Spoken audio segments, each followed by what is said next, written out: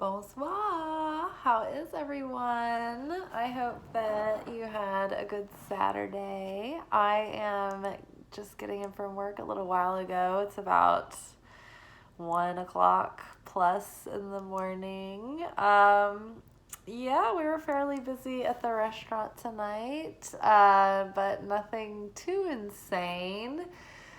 Pretty nice people. It just was a very long night. It felt like it was going on forever and ever and ever. It felt like we were in purgatory because it's getting darker earlier now with the winter months, and it feels like the shift just goes on and on and on. But we got out a little later too, so I'm kind of tired tonight. But I did find a portion that's short and fairly straightforward. We're here for our secret teachings of Jesus, for our secret sermons that we do after midnight.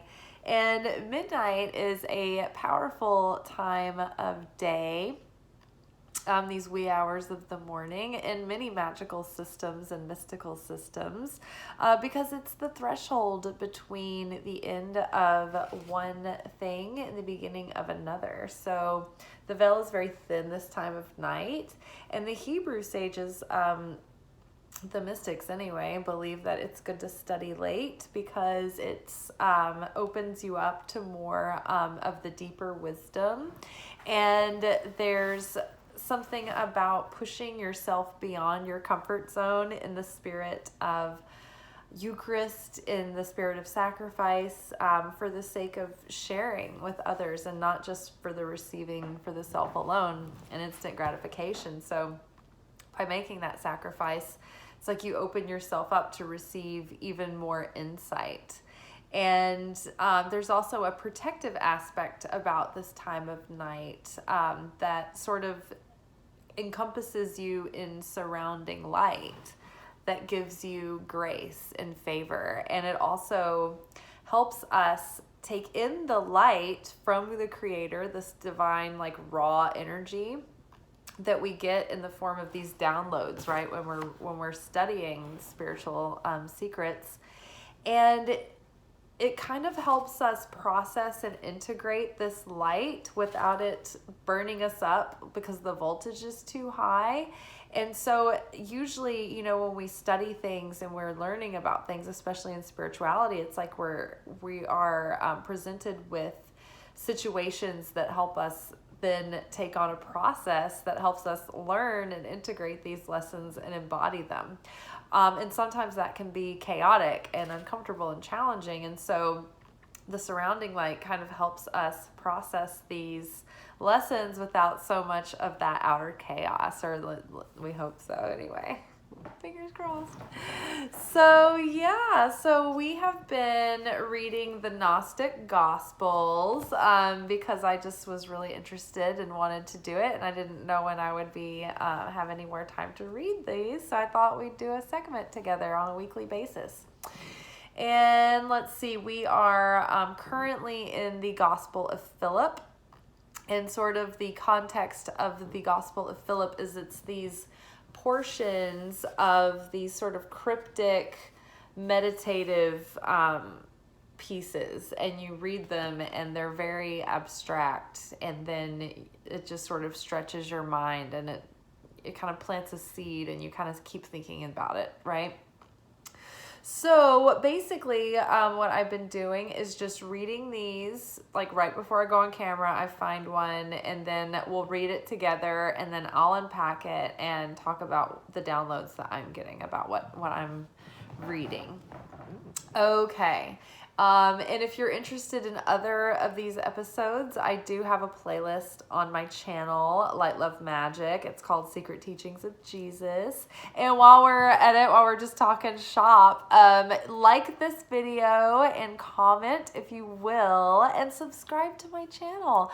I'm growing my channel, and every like and comment and share and action you take helps me get a further reach and help reach others and help spread the message out there. So I would love it if you'd subscribe. I need 1,000 subscribers and 4,000 watch hours to monetize the channel. So every bit helps, and sometimes I can get like a big surge. So growth can happen very quickly. So everybody makes a difference. Okay, so our portion today is called Wearing the Light. Ooh, who are you wearing? I'm wearing the light. Do you love it? Okay, so wearing the light. The powers cannot see those who have put on the perfect light, and they cannot seize them. One puts on the light in the mystery of union. Ooh, that's thick. Let's read it again. Wearing the light. The powers cannot see those who have put on the perfect light, and they cannot seize them. One who puts on the light in the mystery of union. One puts on the light in the mystery of union. Okay. And no footnotes either. So the powers. In the Gospel of Mary Magdalene, she talks about the powers, and they accused Mary Magdalene, or it's been said that she was possessed with 7 demons.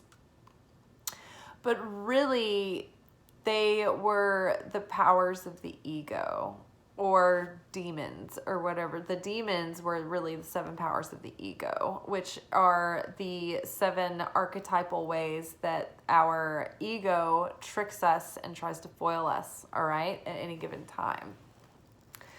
So in a way, the powers are a bit like demons, but they are the tricks of the ego. And during the process of ascension that Mary Magdalene talks about in her gospel, you transcend those powers that are within everyone. Everyone has these archetypes.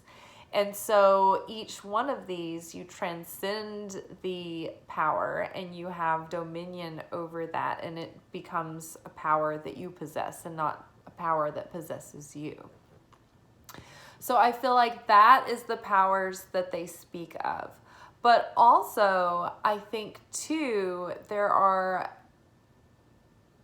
causal powers coming from the planets, which are putting out like these governing vibrational forces. And so there comes a point, like there's sort of like these managing energies of patterns of trends and things that the collective conscious plays out together, right? But you get to a certain point where you can elevate your consciousness and transcend these to have sovereignty over them, and you are above the influence of even, I think in the Bible it says you can be, a righteous man is above even the influence of the stars or something like that. I can't remember exactly the wording or where it came from. But basically the meaning of that is that yes, we are all under the influence of the energetic weather of the, astrological influences. We are all plagued by those 7 powers, those 7 demons, those 7 powers of the ego. But as we transcend in our consciousness, as we overcome those weaknesses, and as we continuously try to embody a higher, greater version of ourselves, we elevate these sparks of light. So we have the spark of divine within us, right? We are a spark or a piece of the ultimate all that is source. And so each of us have a spark of that source light within us, but it's been encased in, these sparks have been encased in shells of negativity. And so they're called klipot. And as we go through the process of tikkun correction, which is basically our soul assignments, our soul contracts for this life, to, for one, transcend these 7 powers of the ego, to, heal and correct certain things within us and strengthen things and play out and use some of our purpose and our talents and all of those things. Everything in our life is designed. It's like a workbook. It's like these assignments.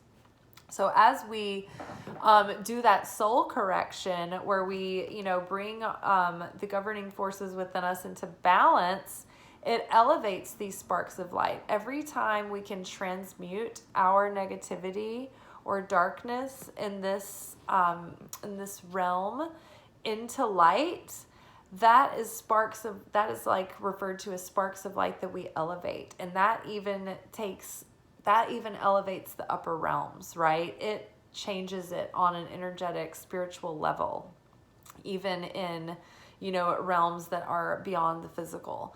So we have, the power to influence not just the physical world and the material world that we're in, but even the upper realms through our work of transmutation. Because the only place that energy can be transmuted is in the material world. And human beings are the only ones that can do this. So it's very important that we do this. That's why we're, even elevated above the angels, right? Because we have to overcome these ego struggles. It's not the thing that makes us less than, it's the thing that makes us even greater than the angels. Because we have this important assignment, because we're the only ones that can do it. It's our destiny, it's our purpose. So we come here to elevate these sparks of light. And so when we do that, it encompasses us in what's called surrounding light, which is basically the favor and protection of God. And so the more you elevate the negativity within you, the more you raise your vibration, and the more you transcend and the more you transform. You can't go backwards. Once you've elevated the sparks, they're elevated. And so the lighter you get and the more negativity you shed away, the more protected that you get. And so when you take dominion over those powers and you finally see through them and you have power over them, they have no power over you anymore. And the more that you literally, in a mystical sense, elevate these sparks of light, they encompass you and protect you and shield you from, for one thing, you're not even in vibration with something low and dark that's, trying to come at you.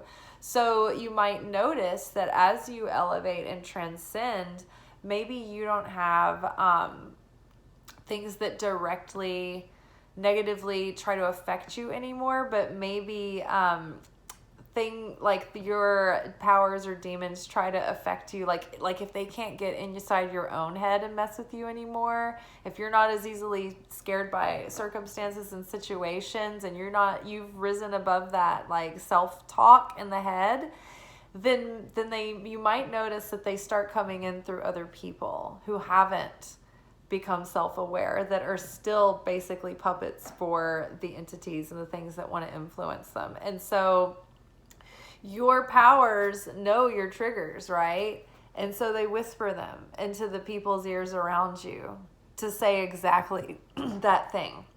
Have you ever had someone like out of nowhere, like you're like, I don't even know why you would be on this tear right now. Why are you coming at me about this? But you're like, how do you know the exact secret insecurity that I have buried deep within me? Have you ever had that?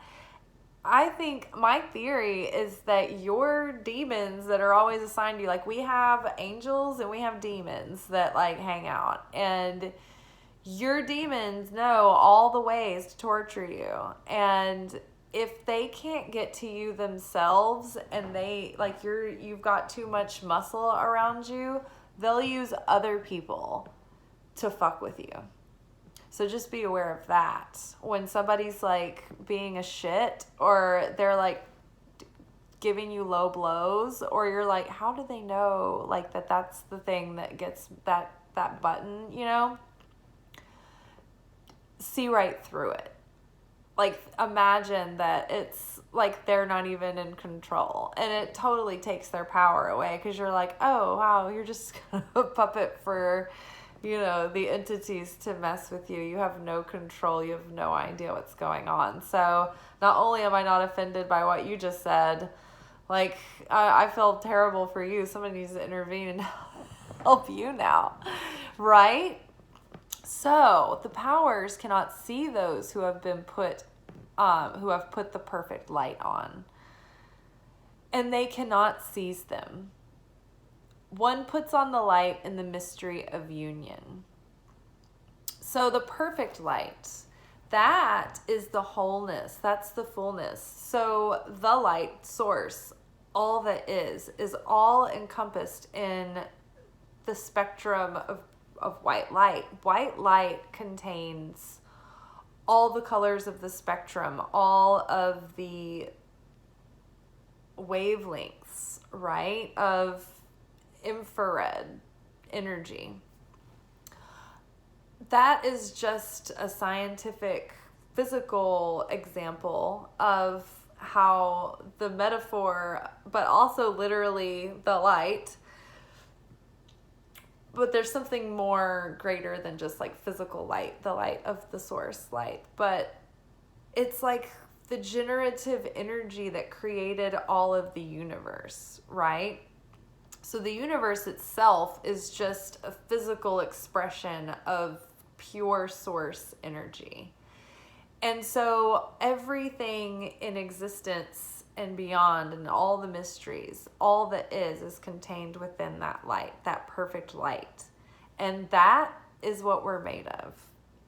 So that's why it's just about unlocking what's already within us by cracking through these layers of self-doubt, these layers of fear, of uncertainty, of anxiety, of scarcity, of lack, of misunderstanding.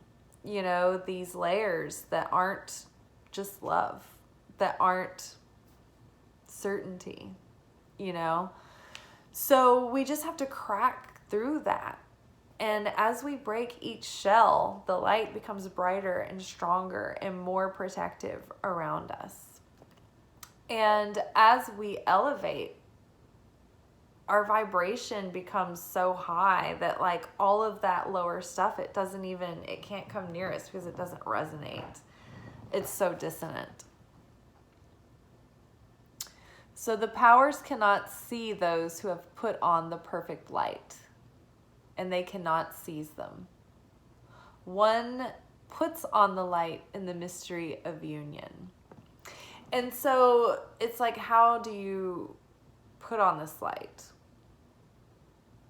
For one, it is connecting, letting yourself and your mind consciously connect to knowing that there is a presence within you and without you that surrounds you, that is guiding you, that is providing for you, that is creating everything around you from within you and outside of you at all times. Like when you start to really think about that and let yourself believe that that's real, it's just awe-striking, and it awakens something in you.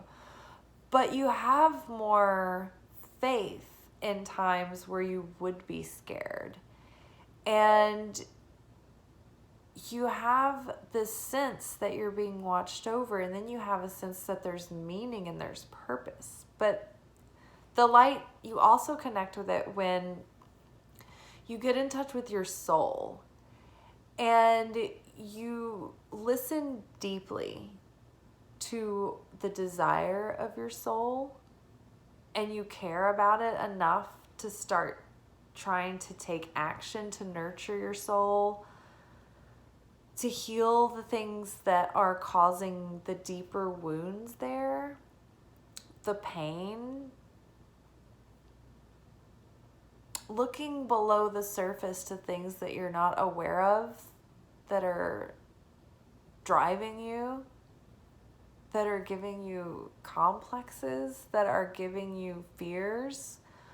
What are your what motivates you you have a choice. You can start using your free will to decide why you make the decisions that you do, why you take the actions that you do, which actions you will take, how you choose to proactively show up, and who you choose to be. You know, it's about opening our hearts so that it's melted with love, and we want to add goodness. We want to be kind. Kind is not the same thing as nice, by the way. We want to be compassionate. We want to be sharing. We care about others and our environment. So it's about letting your heart be refined and changed for the better, and letting your personality be shaped and wielded and refined for the greater good, for the better. It's about going in a process by your own will and choice to transcend what maybe comes easiest, what's in your easier nature, to push yourself out of your comfort zone, you know, to reach for your higher nature, further your ultimate self. What would your ultimate self do? So you go through that process, and it starts elevating the darkness, right? When you can start changing your fear, and in a moment-to-moment kind of situation where you choose, okay, this is a scary situation. I'm going to accept this fear, but I'm going to use it to do something with it. I'm going to use it to build my faith, to strengthen my trust. Because you can't use your faith and your trust if you're not faced with uncertainty and fear, right? So it's an opportunity. Every challenge is an opportunity to elevate darkness into light, to change the vibration of the planet, to change your environment, to change yourself, to change the experience that everyone is having around you and the future of others that they will have. One puts on the light in the mystery of union.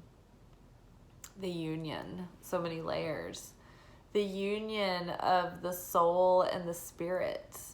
The union of the heart and the soul and the spirit and the mind.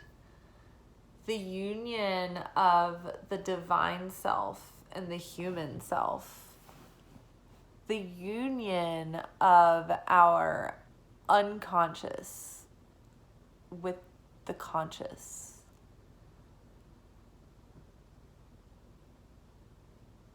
But also like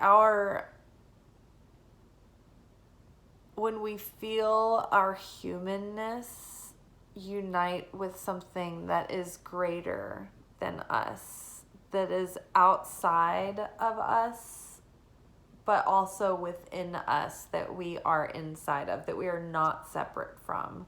When we realize that we're not separate from the Holy Spirit, from God, from the Christ center inside of us. In the mystery of union, it's that sacred marriage of the masculine, the divine masculine, and the divine feminine within.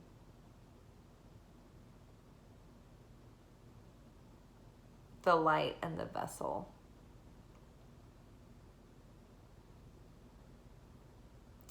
The union of the light and the vessel, I mean, that's the most basic union of reality.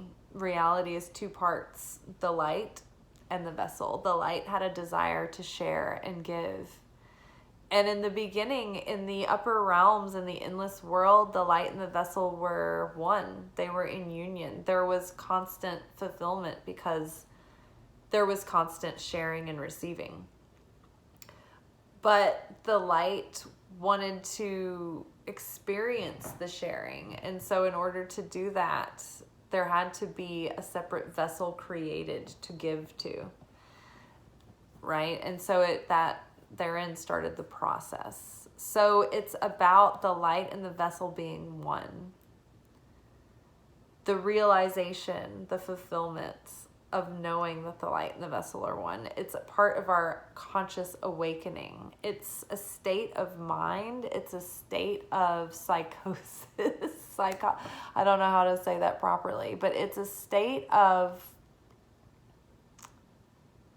consciousness, of inner peace, of bliss, of nirvana, of being redeemed, of all of those forces within you being brought into balance and into agreement and into resolution. And we do that with